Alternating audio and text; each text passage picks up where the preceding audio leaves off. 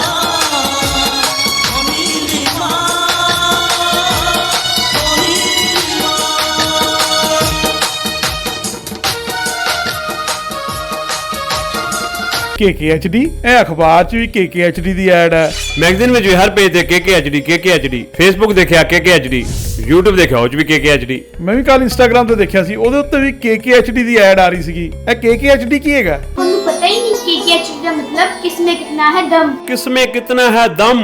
ਦੁਨੀਆ ਦੇ ਸਾਹਮਣੇ ਆਪਣਾ ਟੈਲੈਂਟ ਦਿਖਾਉਣ ਲਈ ਇਹ ਸਭ ਤੋਂ ਵਧੀਆ ਟੈਲੈਂਟ ਸ਼ੋਅ ਹੈ। ਤੇ ਸਭ ਤੋਂ ਇੰਟਰਸਟਿੰਗ ਗੱਲ KKHD ਵਾਲੇ ਸਾਨੂੰ ਟ੍ਰੇਨਿੰਗ ਵੀ ਦਿੰਦੇ ਨੇ ਤੇ ਬੱਚਿਆਂ ਨੂੰ ਇੱਕ ਪਲੇਟਫਾਰਮ ਵੀ ਦਿੰਦੇ ਨੇ।